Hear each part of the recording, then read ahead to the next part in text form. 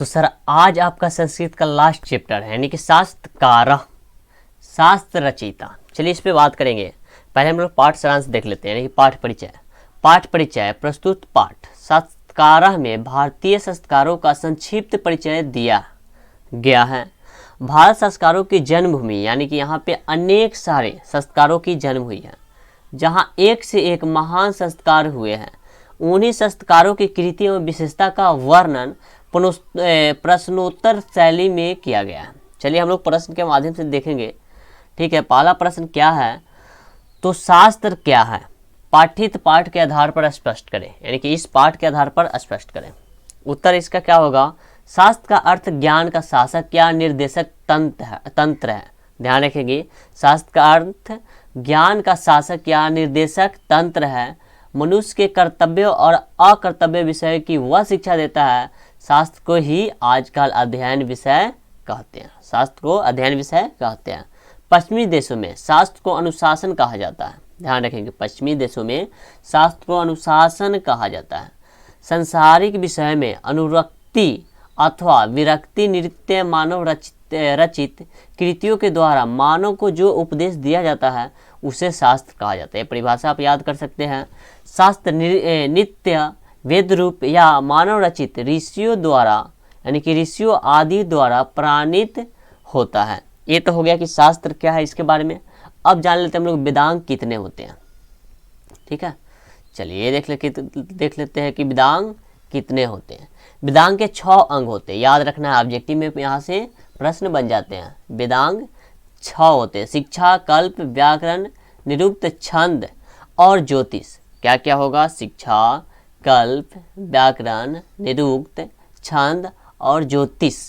शिक्षा अंग उच्चारण प्रक्रिया का बोध कराता है, जिसके प्रवर्तक इन्हीं हैं। कल्प अंग में सूत्रात्मक कर्मकांड ग्रंथ है, जिसके प्रवर्तक बौधायन, भारद्वाज, गौतम, वशिष्ठ आदि ऋषि हैं। व्याकरण अंग के प्रवर्तक पाणिनि है। निरुक्त वेद अर्थ का बोध कराता है, जिसके प्रवर्तक यास्क है। छंद अंग यानी कि सूत्र ग्रंथ है, जिसके प्रवर्तक पिंगल है तथा ज्योतिष अंग के प्रवर्तक लगधर ऋषि है। ये याद रखेंगे। उसके बाद शास्त्र मनुष्य को किन किन चीज़ों को बोध कराता है, चलिए इसको भी जान लेते हैं। शास्त्र मनुष्यों को कर्तव्य और अकर्तव्य का बोध कराता है। कृत्रिम शास्त्र अर्थात ऋषियों द्वारा लिखे गए शास्त्र तथा वेद रूप शास्त्र अर्थात ईश्वर प्रदत्त शास्त्र का भी बोध कराता है। रामायण कृत्रिम शास्त्र तथा वेद रूप शास्त्र है। इसके अतिरिक्त शास्त्र वेदांग तथा दर्शन एवं वैज्ञानिक शास्त्रों का भी बोध कराता है। चलिए अब ऑब्जेक्टिव देख लेते हैं हम लोग। ठीक है, उसके बाद टेस्ट भी लगा लेंगे। भारतवर्ष में किसकी महती परंपरा की सुनी जाती है? तो वो होता है शास्त्र। ठीक है, वर्ग में कौन प्रवेश करता है? तो शिक्षक। किसके 6 अंग है? तो वो वेद है। ठीक है, यानी कि वेदांग बोलेंगे इसको। वेदांग के 6 अंग है। छात्र किसका भी वादक करते हैं? तो शिक्षक का करते हैं। शास्त्रकार पाठ किस शैली में है? तो प्रश्नोत्तर शैली में है। किसका व्याकरण प्रसिद्ध है? तो पाणिनि। ज्ञान का शासक कौन होता है? तो शास्त्र होता है। ध्यान रखेंगे। वेदांग कितने हैं? तो 6 है। अभी यहाँ पे पढ़े हैं। उच्चारण क्रिया का कौन बोध कराता है? तो शिक्षा। निरुक्त के रचयिता कौन है? तो यास्क। छंद के रचयिता कौन है? तो पिंगाल यानी कि पिंगल बोलेंगे उसको। ठीक है, चलिए आगे भी देख लेते हैं। ज्योतिष के रचयिता कौन है? इसको याद रखना, लगधर। कर्मकांड के रचनाकार कौन है? तो गौतम हो जाएगा। संख्या दर्शन के संस्थापक कौन है? तो कपिल हो जाएगा। योग दर्शन के संस्थापक कौन है? तो पतंजलि हो जाएगा। ठीक है, चलिए आगे देखते हैं। न्याय दर्शन के संस्थापक कौन है? तो गौतम हो जाएगा। वैशेषिक दर्शन के संस्थापक कौन है? तो कनाद हो जाएगा। मीमांसा दर्शन के संस्थापक कौन है? तो जैमिनी हो जाएगा।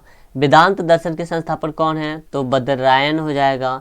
कृषि विज्ञान को किसने लिखा? तो पराशर। आर्यभट्टिया नामा के रचनाकार कौन है? तो आर्यभट्ट। ये तो रिलेटेड है, इसको तो आराम से याद कर सकते हैं।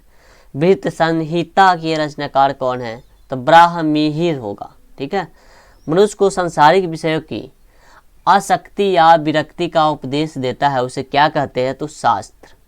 सत्य यानी कि वेदांगों के 6 वेदांगों के नाम लिखे। षट वेदांग है, यानी कि 6 वेदांग है। कौन कौन? तो शिक्षा है, कल्प है, व्याकरण है, निरुक्तम है, छंद है और ज्योतिष है। इसको आपको याद रखना है, ठीक है। चलिए अब हम लोग टेस्ट लगाते हैं। पहला टेस्ट है आपका, उच्चारण क्रिया का कौन बोध कराता है? शिक्षा, कल्प, छंद या ज्योतिष? बता सकते हैं। उच्चारण क्रिया का कौन बोध कराता है?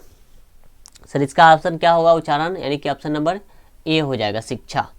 नेक्स्ट, निरुक्त के रचयिता कौन है? निरुक्त के रचयिता, आप लोग ऑब्जेक्टिव पढ़ चुके हैं तो टेस्ट लगा सकते हैं। क्या होगा? तो यहाँ पर निरुक्त के रचयिता यास्क हो जाएगा, यानी कि ऑप्शन नंबर डी हो जाएगा।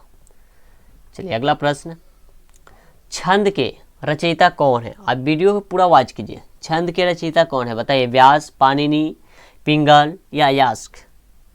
हाँ, क्या होगा? तो इसका पिंगल हो जाएगा, ठीक है। ऑप्शन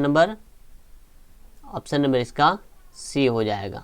चलिए अगला प्रश्न, ज्योतिष के रचयिता कौन है? व्यास, पाणिनि, लगधर, यास्क? ज्योतिष का रचयिता कौन है? 4 का ऑप्शन क्या हो जाएगा? तो सी हो जाएगा। चलिए अगला प्रश्न, कर्मकांड के रचनाकार कौन है? व्यास, गौतम, चाणक्य, यास्क? कर्मकांड के रचनाकार कौन है? 5 का ऑप्शन क्या हो जाएगा? तो गौतम हो जाएगा। कर्मकांड याद रखेंगे, ऑप्शन बी। अगला प्रश्न, संख्या दर्शन के संस्थापक कौन है? संख्या दर्शन का, चलिए देखते हैं। कपिल, पतंजलि, गौतम, कनाद? क्या होगा इसका ऑप्शन? आप लोग कमेंट करके बताएंगे, ठीक है। क्या होगा? संख्या दर्शन के संस्थापक कौन है? कमेंट करके बताएंगे। योग दर्शन के संस्थापक कौन है? योग दर्शन के, तो इसका ऑप्शन क्या हो जाएगा? पतंजलि। योग दर्शन के संस्थापक पतंजलि, ऑप्शन नंबर डी। अगला प्रश्न, न्याय दर्शन के संस्थापक कौन है? न्याय दर्शन के संस्थापक कौन है? 8 का ऑप्शन क्या होगा? तो गौतम हो जाएगा इसका, न्याय का, ऑप्शन नंबर सी हो जाएगा, ठीक है। चलिए अगला प्रश्न, शास्त्र किसके लिए कर्तव्य और अकर्तव्य का विधान करते हैं? दानव के लिए, मानव के लिए, छात्रों के लिए या पशुओं के लिए? ऑप्शन इसका क्या हो जाएगा? तो मानव के लिए, ऑप्शन नंबर बी। चलिए अगला प्रश्न, मीमांसा दर्शन के रचनाकार कौन है? मीमांसा, बहुत अच्छा प्रश्न है। मीमांसा, पाणिनि हो जाएगा, ऑप्शन बी हो जाएगा। उसके बाद है, महर्षि यास्क द्वारा रचित ग्रंथ क्या नाम है? रचित ग्रंथ का क्या नाम है? बताएंगे जल्दी, क्या होगा? निरुक्तम हो जाएगा, यानी कि निरुक्त, ऑप्शन नंबर ए हो जाएगा। अगला प्रश्न, भारतवर्ष में किसकी महती परंपरा सुनी जाती है? पुस्तक का, ग्रंथ का या शास्त्र का या कोई नहीं? क्या होगा? तो शास्त्र का सुनी जाती है, ऑप्शन नंबर सी हो जाएगा इसका। अगला प्रश्न, वर्ग में कौन प्रवेश करता है? सर ये सभी कोई बता सकते हैं, शिक्षक या छात्र? क्या होगा ऑप्शन इसका? तो शिक्षक हो जाएगा, ऑप्शन नंबर ए हो जाएगा, बहुत अच्छा। अगला प्रश्न, किसके 6 अंग है? रामायण, महाभारत, पुराण या वेद? यहाँ पे वेदांग भी ऐड कर सकते हैं, वेद नहीं, यानी कि वेदांग, ठीक है। तो ऑप्शन नंबर इसका क्या हो जाएगा? डी हो जाएगा। छात्र किसका अभिवादन करते हैं? तो ये बताएंगे सभी कोई, क्या होगा? तो ऑप्शन इसका क्या हो जाएगा? सी हो जाएगा। आप लोग ऑब्जेक्टिव पढ़ चुके हैं, सॉरी ये हो जाएगा, ऑप्शन इसका ए हो जाएगा, सी नहीं होगा। नेक्स्ट, किसका व्याकरण प्रसिद्ध है? किसका व्याकरण प्रसिद्ध है? 16 का ऑप्शन क्या हो जाएगा? तो बी हो जाएगा, ठीक है, पाणिनि, ऑप्शन नंबर बी हो जाएगा। अगला प्रश्न, वेदांग कितने हैं? सर बता सकते हैं कितने हैं? तो सी हो जाएगा, यानी कि 6 है। अगला प्रश्न, ज्योतिष के रचयिता कौन है? ज्योतिष के रचयिता क्या होगा इसका ऑप्शन? सभी को बताएंगे, यानी कि लगधर, ज्योतिष के, ऑप्शन नंबर सी। अगला प्रश्न, कर्मकांड के रचनाकार कौन है? कर्मकांड का क्या होगा? यास्क, चाणक्य, गौतम, व्यास? ऑप्शन इसका क्या हो जाएगा? तो गौतम हो जाएगा कर्मकांड का, ऑप्शन नंबर बी। अगला प्रश्न और लास्ट प्रश्न है, छंद के रचयिता कौन है? छंद के रचयिता कौन है? व्यास, पाणिनि, पिंगल, यास्क?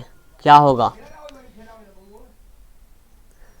छंद के रचयिता कौन है? व्यास, पाणिनि, पिंगल, यास्क? इसका ऑप्शन क्या होगा सर? तो पिंगल हो जाएगा, ऑप्शन नंबर सी। चलिए अब मिलते हैं अगले वीडियो में, ठीक है।